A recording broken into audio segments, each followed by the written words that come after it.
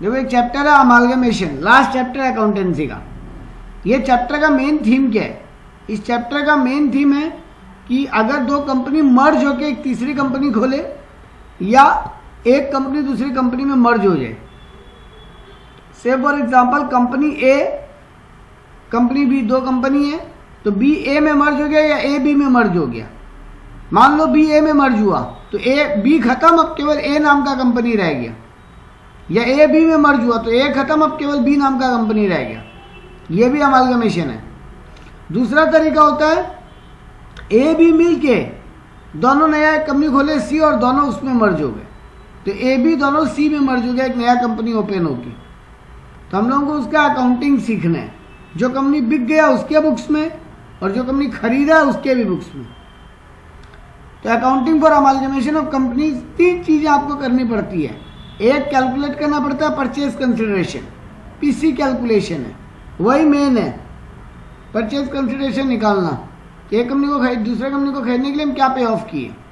और एक है accounting treatment in the books of transferor company, फिर accounting treatment in the books of transferee company. आपको ये तीन चीज सीखना है। परचेज कंसिडरेशन निकालना, ट्रांसफरर कंपनी के बुक्स में एंट्रीज करना और ट्रांसफरी कंपनी के बुक्स में एंट्री करना।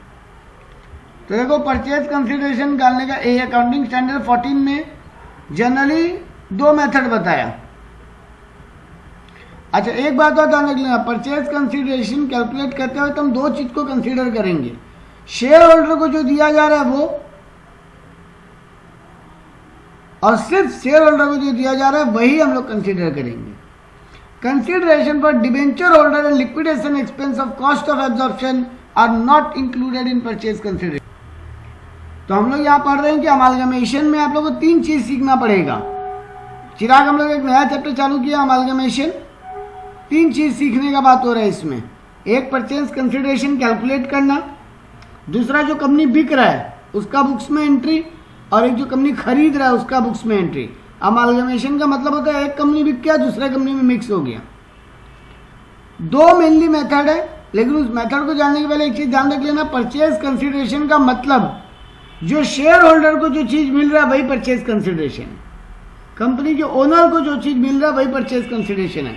आप जो डिबेंचर होल्डर को पेमेंट करते हो, लिक्विडेटर को पेमेंट करते हो, वो सब नहीं आएगा इसमें। अब यहाँ देखो दो मेथड लिखा है परचेज कंसिडरेशन कैलकुलेट करने का। पहला लिखा है नेट पेमेंट मेथड और दूसरा नेट एसेट मेथड। एक एक इलस्ट्रेशन से समझते हैं, बेटर समझ में आएगा। पेमेंट मेथड मतलब बड़ा सिंपल है, आप क्या क्या दे रहे हो इक्विटी शेयर होल्डर को। पेमेंट मेथड मतलब आप इक्विटी शेयर होल्डर को क्या क्या दे रहे हो। और एसेट मेथड मतलब होता है कंपनी का कितना एसेट क्या वे में, क्या वैल्यू में बिक रहा है। तो दो तरीके से आप परचेज कंसिडरेशन का वैल्यू निकाल सकते हो। तो पहला वाला मेथड का एग्जांपल देखते हैं। देखो यहाँ पे पहले नोट में क्या लिखा है, purchase consideration under this method is taken as the aggregate of all payment made in forms of shares दे रहे हो, डिबेंचर दे रहे हो, कैश दे रहे हो या अदर कोई सिक्योरिटी दे रहे हो। कंपनी ए बिक गया कंपनी बी के नाम पे, कंपनी बी कंपनी ए को खरीद लिया मान लो, तो कंपनी ए के शेयर होल्डर्स को कंपनी बी का अगर शेयर्स मिला, कंपनी बी का डिवेंचर्स मिला या फिर कैश मिला, तो जो पेमेंट हुआ ट्रांसफरी कंपनी का शेयर होल्डर को, ट्रांसफरर कंपनी का शेयर होल्डर को सॉरी, वही है परचेज कंसिडरेशन पहला मेथड में, नेट पेमेंट मेथड। तो देखो एक एग्जांपल बेटर समझ में आएगा। X Limited agrees to acquire business of Y Limited on the following terms. The shareholder of Y Limited are to be paid 25 in cash, rupees 25 in cash, and are offered 4 share of 10 rupees each in X Limited. 25 रुपया cash मिलेगा Y Limited के share holder को और 10-10 रुपया वाला 4 share मिलेगा for every share held in Y Limited। मतलब Y का एक शेयर के बदले में X का 4 शेयर मिलेगा उनको, और Y लिमिटेड का 50,000 इक्विटी शेयर है। तो 25 रुपया कैश में मिलेगा और हर 4 एक शेयर के बदले में 4 शेयर मिलेगा X लिमिटेड का। Debenture holders holding 5,000 debentures of 100 each are to be redeemed at a premium of 10%। Y limited का कोई डिवेंचर होल्डर भी है उनका 5,000 डिवेंचर को रिडीम किया जाएगा प्रीमियम ऑफ 10% पे। ये पूरा कहानी करने का लिक्विडेशन का खर्चा लगा है 25,000, जो कि एक्स लिमिटेड बियर करेगा, और बोला आपको पीसी निकालो। तो एक बात बताओ, ये जो डिवेंचर होल्डर को जो रिडीम किया जाएगा और लिक्विडेशन का एक्सपेंस जो होगा, ये परचेज कंसिडरेशन कैलकुलेट करते समय आएगा क्या? नहीं आएगा। सिर्फ डिवेंचर होल्डर को जो मिल रहा है वही पीसी है मेरा, सॉरी शेयर होल्डर को। तो देखो यहाँ पे एक शेयर के बदले में 25 रुपया देने का बात हुआ है, तो 50,000 शेयर है, तो 25 इंटू 50,000 12.5 लाख रुपया मिलेगा, और हर 4 के बदले में एक शेयर मिलेगा। तो वाई लिमिटेड में कितना शेयर है? 50,000, तो 50,000 इंटू 4 2 लाख शेयर मिलेंगे। 2 लाख इंटू 10 20 लाख रुपया, तो 20 लाख का शेयर और 12.5 लाख का कैश, तो टोटल परचेज कंसिडरेशन निकल गया 32,50,000। मतलब एक्स लिमिटेड को और वाई लिमिटेड के शेयर होल्डर्स को एक्स लिमिटेड की तरफ से 32,50,000 का कंसिडरेशन दिया जाएगा। एक और एग्जांपल लेते हैं। A limited agree to absorb B limited. A limited B limited को अपने आप में मर्ज करने को रेडी हो गया, एब्जॉर्ब करने को रेडी हो गए। The assumption of trading liabilities 50,000, माना जा रहा है कि लायबिलिटी 50,000 है, ट्रेडिंग लायबिलिटी मतलब current liability. Payment of cost of liquidation 2,000 रुपया खर्चा हुआ है। Redemption of 80% debenture for ₹6 lakh at a premium of 10%, 6 lakh रुपया का डिवेंचर 80% रिडीम किया जाएगा 10% प्रीमियम पे। Payment of ₹20 per annum share in cash and exchange of 2 fully paid up ₹10 share for every share of ₹25 in B limited. अब यहाँ value बदल रहा है, देखना थोड़ा ठीक से। The share of capital of the vendor company consist of 20,000 share of ₹25 each. तो 20,000 शेयर है, आपको कैश कितना मिलेगा? 20 रुपया पर शेयर। ये लोग सोल्यूशन में गलती कर गया, 20 रुपीज की जगह 10 रुपीज लिखा है गलती से, वो मिस्टेक हुआ इन लोगों का। तो 20,000 शेयर पे 20 रुपया करके मिलेगा, 4 लाख रुपया मिलेगा। और इक्विटी शेयर कितना मिलेगा? हर 2 के बदले 1। नया जो शेयर मिलेगा उसका फेस वैल्यू कितना होगा? 10 रुपया। पुराना जो शेयर था उसका फेस वैल्यू कितना था? 25 रुपया। इस बात से आपको कोई फर्क नहीं पड़ता पुरानी कंपनी के शेयर का फेस वैल्यू कितना था। आप वो देख के थोड़ी नहीं देते, आप तो नंबर ऑफ शेयर होल्डर को अपनी कंपनी का शेयर दे दोगे, और आपकी कंपनी का मतलब नई कंपनी का जो मार्केट वैल्यू है शेयर का, उसी पे वैल्यूएशन होगा शेयर का। तो आपको क्या मिला? 20 रुपया करके 20,000 शेयर पे 4 लाख रुपया, और फिर 20,000 इंटू 2, एक शेयर पे 2 मिलेगा, तो 2 शेयर मिलेगा। 20,000 शेयर है तो 40,000 शेयर मिलेगा, 10 रुपया फेस वैल्यू वाला, 4 लाख। तो 4 लाख प्लस 4 लाख 8 लाख आंसर होगा। यह आंसर रॉन्ग है, 8 लाख आंसर होगा। एक और एग्जांपल लिया है लोग। X limited acquired by Y limited considering taken over of the liability, the payment of cost of acquisition as per the purchase consideration not exceeding ₹20,000. The payment of the debtor debentures is 1 lakh at a premium of 10%, 9% debenture issued at par, and the payment of 16,000 share in cash and allotment of 145 preference share of ₹10 each. अब क्या क्या दे रहे हो? Cash दे रहे हो, preference share दे रहे हो, equity share दे रहे हो, 3 चीज दे रहे हो आप। तो देखो तीनों का वैल्यू निकाल दिया। 16 रुपये कैश देने का बात हुआ पर शेयर। मेरी कंपनी का कितना शेयर है मार्केट में? 2 लाख। लास्ट लाइन देखो, the number of share of the vendor company is 2 lakh of ₹10 each. और हम शेयर कितना देंगे? अच्छा, प्रेफरेंस शेयर कितना देंगे? 145 preference share of ₹10 each and 6 equity share. यहां पे कुछ गलती हुआ है लोग लिखने में, लैंग्वेज ये लोग मिस्टेक लिखे, लोग 145 होना चाहिए था, ये मिस्टेक करके लोग लैंग्वेज लिखने में। आपको 4 इक्विटी शेयर के बदले में 1 मिलेगा, 4 प्रेफरेंस शेयर के बदले में 1 मिलेगा। कितना प्रेफरेंस शेयर है कंपनी का?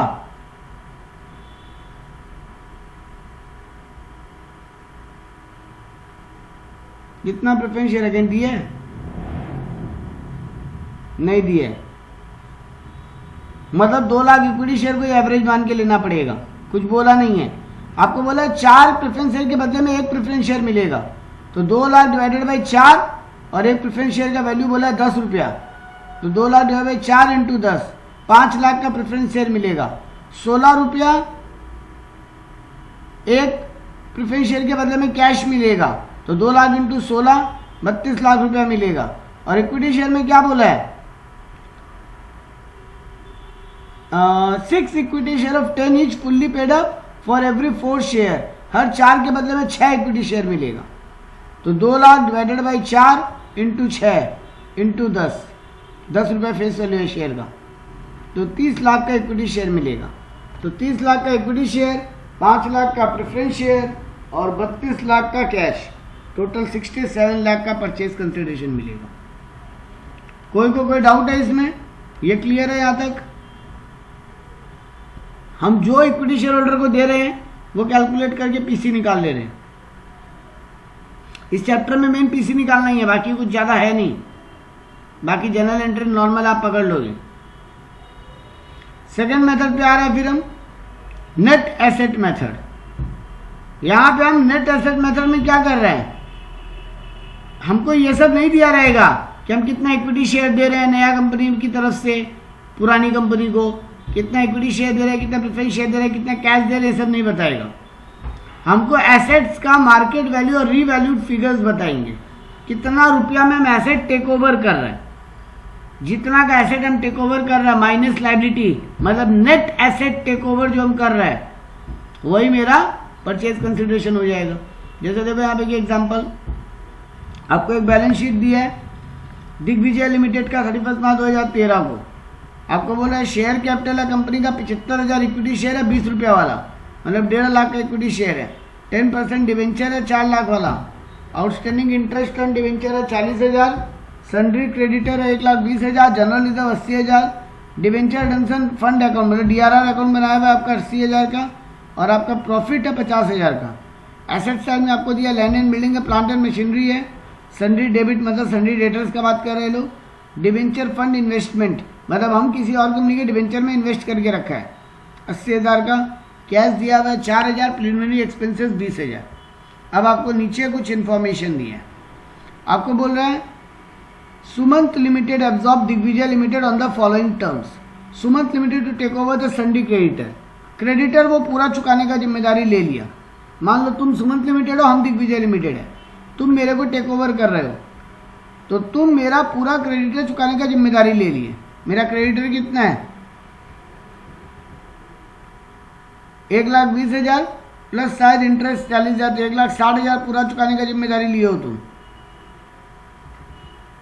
1,60,000 पूरा चुकाने का जिम्मेदारी लिए हो तुम। इसके अलावा it will take over the land and building plant and machinery and investment at 120% of the book value, debtor at 90% of the book value and goodwill at 70,800। हम तुम्हारा प्लांट एंड मशीनरी इन्वेस्टमेंट और land building इनको 120% of the book value पे मतलब ज्यादा book value से भी ज्यादा वैल्यू पे लेने को तैयार है। डेटर लेकिन 90% बुक वैल्यू पे लेगा। तुम्हारा गुडविल के लिए हम 70,800 देने को तैयार है। हम लायबिलिटी ऑफ द डिवेंचर जो है वो भी बोल रहे हैं मीट कर देगा इंक्लूडिंग इंटरेस्ट, मतलब 5 lakh by issue of 5 lakh 15% debenture by Sumant limited. हम तुम्हारा जो डिवेंचर्स है कितना का डिवेंचर है तुम्हारा 4 लाख का, और उस पर इंटरेस्ट है 40,000 का डिवेंचर इंटरेस्ट। हम ये पूरा 440 चुकाने का जिम्मेदारी लिए है, और इनके बदले में दे रहा है क्या, मतलब काम करो मेरी कंपनी का 5 लाख डिवेंचर ले लो, 5 लाख रुपया का डिवेंचर ले लो 15 रुपया वाला। तो हम तुम्हारा एसेट टेक ओवर किया है, लैंड एंड बिल्डिंग 4 लाख का है, 120% मतलब 480, देख लो ये रहा लैंड एंड बिल्डिंग हम 480 पे लेने को तैयार हुआ। प्लांट एंड मशीनरी का वैल्यू है 2,56,000, 2,56,000 का 120% 3,07,200 आएगा, वो लेने को तैयार हुआ हम। प्लांट एंड मशीनरी का तुम्हारा वैल्यू है इन्वेस्टमेंट का तुम्हारा वैल्यू है 80,000, हम 80,000 का इन्वेस्टमेंट को कितना में लेने को तैयार है 120%, तो 96,000 में लेने को तैयार है। डेटर को हम बोले 90% ऑफ द बुक वैल्यू पे लेगा, तो 1,60,000 का 90%, 1,44,000 डेटर पे लेने को तैयार है, और गुडविल के लिए हम तुमको 70,800 रुपये देने को तैयार है। मतलब टोटल हम तुमको 10,98,000 का तुम्हारा एसेट ले रहे हैं। तुम्हारा लाइबिलिटी भी हम ले रहे हैं 3 ठो, 1,20,000 का क्रेडिटर, इसके अलावा 10% डिबेंचर 4 लाख का, और डिबेंचर इंटरेस्ट 40,000 का। मतलब हम तुम्हारा 5,60,000 का लाइबिलिटी भी लेने को तैयार है। तो 10,98,000 का एसेट, 5,60,000 का लाइबिलिटी, तो डिफरेंस हम तुमको देगा, मतलब 5,38,000 रुपया तुम मेरे से पाते हो, 5,38,000 रुपया तुम मेरे से पाते हो। ये हुआ एसेट मेथड। इसमें एक और ट्रिक दे सकता था, तुमको ये एसेट्स का आइटम दे दिया, यहाँ गुडविल नहीं देता, और तुमको इधर मैं बताता हूँ क्या क्या देने को तैयार है। बोलता इक्विटी शेयर इतना देने को तैयार है, कैश इतना देने को तैयार है, तो तुम इक्विटी शेयर कैश वाले से एक वैल्यू निकालते और इधर में एसेट लायबिलिटी का वैल्यू निकालते, और जो डिफरेंस आता वो मेरा गुडविल निकल जाता। आई रिपीट माई सेल्फ, यहाँ गुडविल अगर नहीं देता, तुमको बोलता तुम इतना एसेट इतना लायबिलिटी लेने को तैयार है, मान लो तुम 10,20,000 का लायबिलिटी लेने को तैयार है एसेट, और 5,38,000 का लायबिलिटी, 5,60,000 का लायबिलिटी लेने को तैयार है, तो 10,20,000 में से 5,60,000 गया, 4,60,000, 4,20,000, तो 4,20,000 का हम तुम्हारा नेट एसेट ले रहे हैं। इधर में अगर तुमको बोलता है क्वेश्चन में कि हम तुमको 6 लाख देने को तैयार है, इक्विटी शेयर 4 लाख का, 1 लाख का प्रेफरेंस शेयर और 1 लाख कैश, हम तुमको 6 लाख देने को तैयार है, और तुम्हारा 4,20,000 का हम नेट एसेट ले रहे हैं, तो परचेज कंसिडरेशन तो निकला हुआ है यहाँ पे, 6 लाख हम देने को तैयार है, तुमको वही पीसी है। पहला वाला मेथड से पीसी निकल जाएगा, पहला वाला मेथड से पीसी निकल जाएगा, इस मेथड से निकलेगा नेट एसेट, और डिफरेंस निकल जाएगा कि तुम्हारा हमको एक्स्ट्रा पैसा दे रहे हैं तो गुडविल का दे रहे हैं, और कम पैसा दे रहे हैं तो कैपिटल रिजर्व का दे रहे हैं। हालांकि ये सभी लोग करता नहीं है इस लेवल पे, आप लोगों को नॉर्मली दोनों में से एक मेथड देगा और आपको बोलेगा मेरा पीसी निकाल के बताओ। Is this clear? कोई को कोई डाउट, कोई को कुछ बोलना है, कोई का कुछ क्वेरी?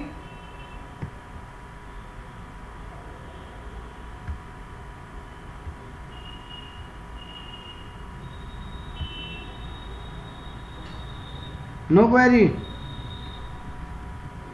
तो अब आ जाते हैं अकाउंटिंग ट्रीटमेंट के ऊपर। तो पीसी निकालना तो आ गया, अभी बोल रहे हैं accounting treatment in the books of transferor company, मतलब वेंडर कंपनी, जो कंपनी बिक रहा है उसके बुक्स में एंट्री कैसे होगा। देखो पहला बात तो उसको एक स्टेप 1 में बोला, उसको एक रियलाइजेशन अकाउंट खोलना पड़ेगा। सारा एसेट एंड लायबिलिटी को, फिक्टिशियस एसेट को छोड़ के बाकी सारा एसेट एंड लायबिलिटी को वो रियलाइजेशन अकाउंट में ट्रांसफर कर देगा, जैसे आप लोग पहले भी करते थे। याद है कौन सा चैप्टर में करते थे? वही करोगे। यहाँ पे भी तो वहाँ पार्टनरशिप फर्म डिसॉल्व होता था, यहाँ कंपनी डिसॉल्व होगा, तो आपको सारा एसेट लायबिलिटी उसमें ट्रांसफर कर देना है। तो देखो यहाँ पे क्या लिखा, for transferring different asset to realisation entry क्या होगा, realisation account debit to sundry assets.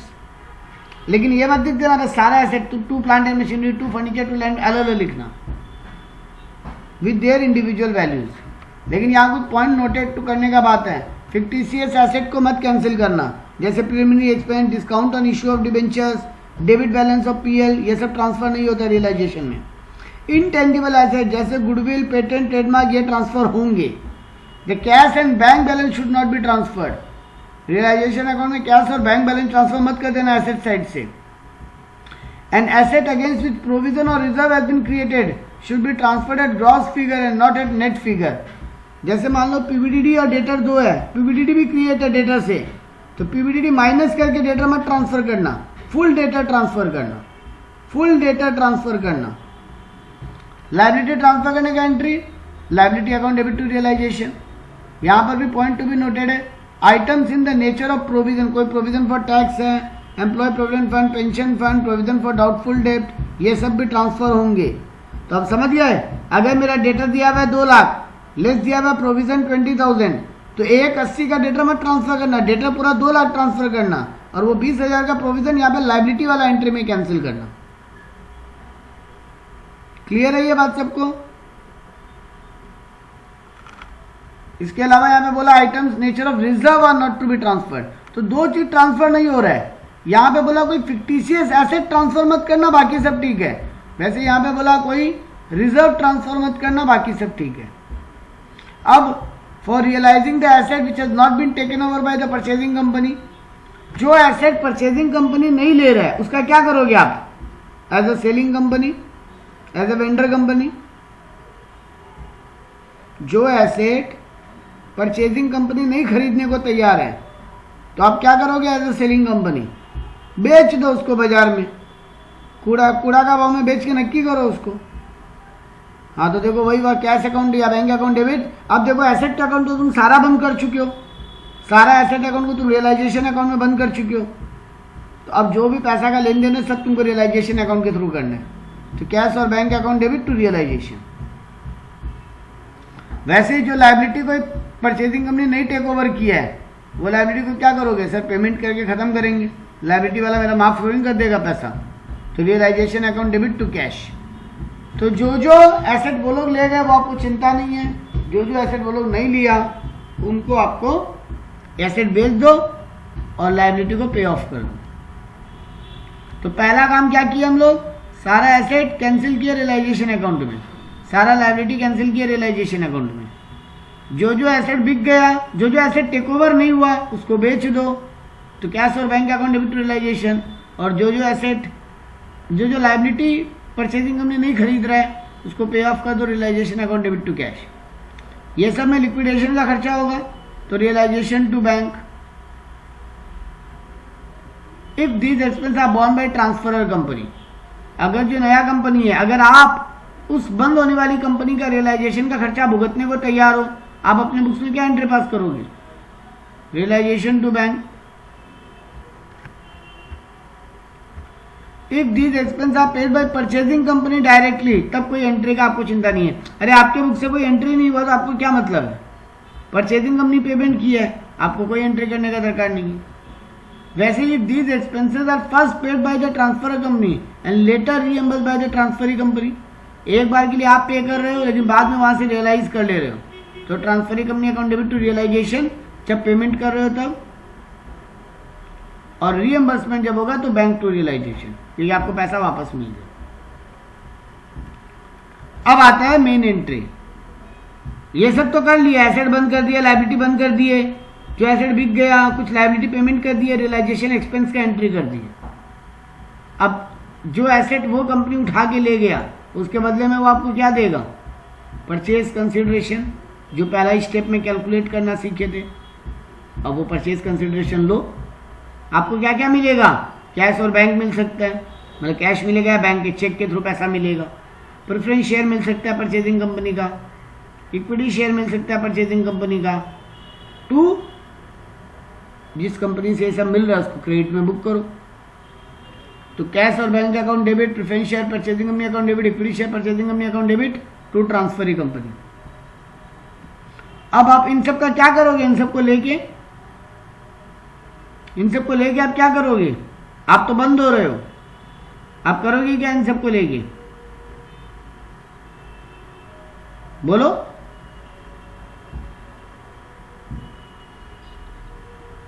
आप एज ए कंपनी बंद होने जा रहे हो, एसेट तो आप सारा बंद कर दिए अपने बुक्स में।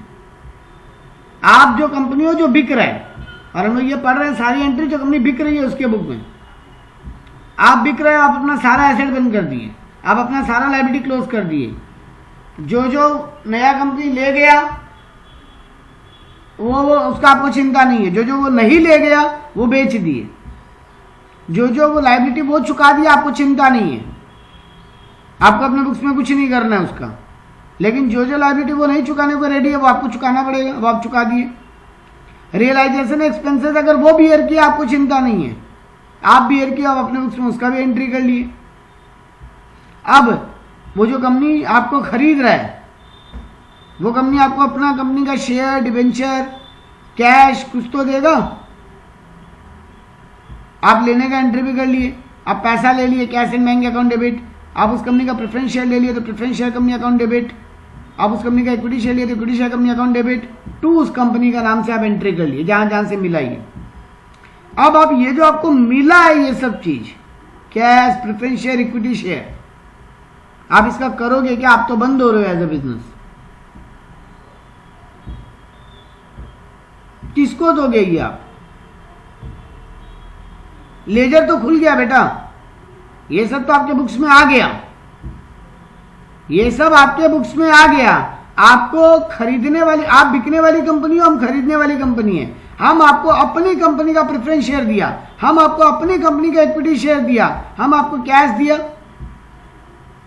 आप ये सब ले लिए, लेकिन आप तो बंद हो रहे हो एज ए बिजनेस। आप करोगे क्या इन चीजों का? आप अपने बुक्स में इनको रख के करोगे क्या? अरे क्या जी मनीष सीधा सा बात है, तुमको ये सब चीज मिल गया, लेकिन तुम्हारा तो बिजनेस ही क्लोज हो गया, तो ये सब रख के तुम करोगे क्या? तो सोचो क्या करना चाहिए। नहीं, अरे आयुष तुम्हारा कंपनी बंद हो गया बेटा, जो बिजनेस ही क्लोज हो गया। जो आदमी जिंदा नहीं है उसके नाम से एसेट कैसे होगा? तुम बोल रहे हो स्टॉक कर देंगे, मतलब तुम इसको इन्वेस्टमेंट के रूप में रख दोगे, लेकिन बेटा वो कंपनी मर गई तो उसके नाम पे एसेट कैसे हो सकते हैं? कुछ नहीं बेटा, तुम्हारे शेयर होल्डर्स में डिस्ट्रीब्यूट करके खत्म करो झमेला। तुम्हारा तो बिजनेस ही क्लोज हो जा रहा है, तो तुम अपने शेयर होल्डर में डिस्ट्रीब्यूट करके खत्म करो उसको। हाँ बिल्कुल। अरे भाई, तेरी कंपनी की सारे चीजों में किसका हक है? तेरी कंपनी के शेयर होल्डर्स का। रिलायंस लिमिटेड अगर आज बंद हो जाए, हम एक बहुत बढ़िया एग्जांपल देते हैं, फ्यूचर रिटेल ग्रुप, बिग बाजार, उसको कौन खरीद लिया? अंबानी। रिलायंस खरीदा उसको, फ्यूचर रिटेल बंद हो गया। फ्यूचर रिटेल को 2400 करोड़ के आसपास का पेमेंट मिला, 23,300 करोड़ समथिंग मिला उसको। कुछ रिलायंस का शेयर मिला उसको, कुछ उसको पैसा मिला। तो फ्यूचर रिटेल कंपनी तो अब रहा ही नहीं, वो पैसा बढ़ जाएगा उसके शेयर होल्डर्स में।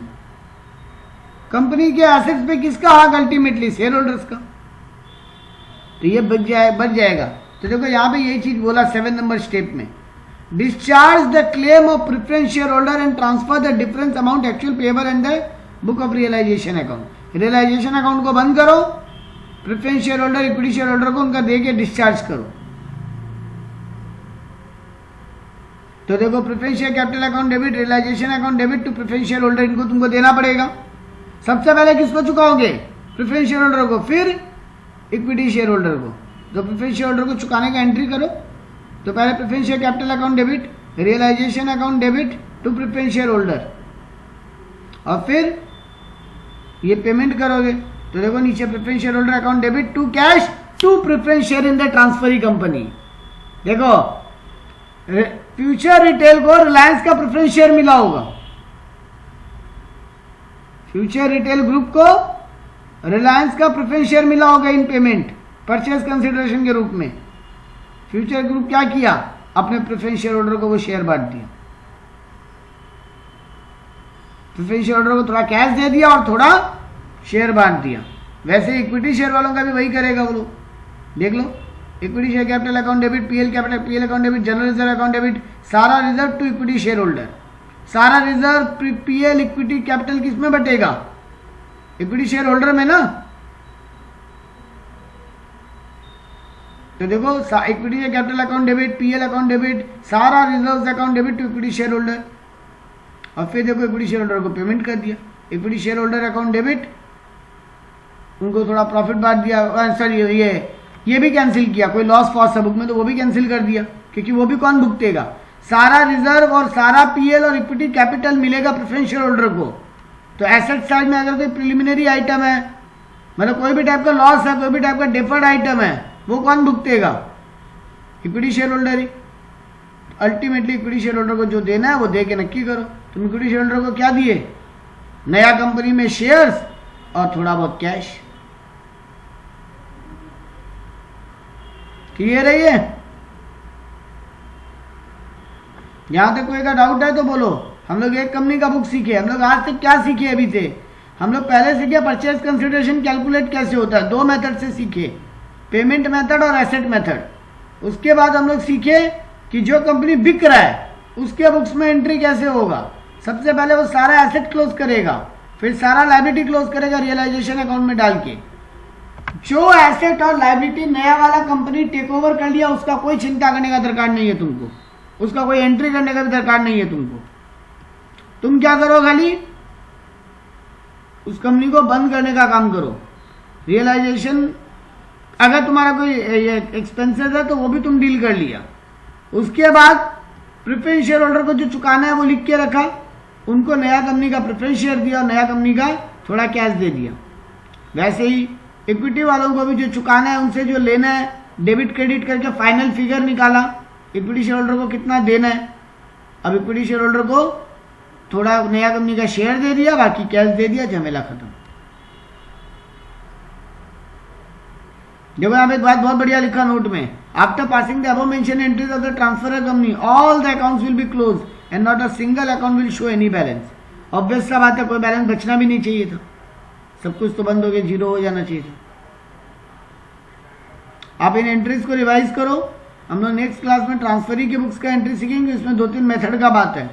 जो कंपनी खरीद रहा है उसके बुक्स का एंट्री सीखेंगे, फिर 1-2 सम करेंगे इसके ऊपर, और हम एक और पीडीएफ शेयर करेगा जिसमें थोड़ा और ज़्यादा सम्स होगा। वैसे हम जो ये सम्स इस पीडीएफ में शेयर किया उतना भी काफ़ी है, 4 सम बहुत है, पूरा का पूरा कंप्लीट 4 सम का पैकेज है। लेकिन हम आपके साथ एक और भी पीडीएफ शेयर करेगा जिसमें कुछ और भी सम सॉल्व होंगे अमालगमेशन के।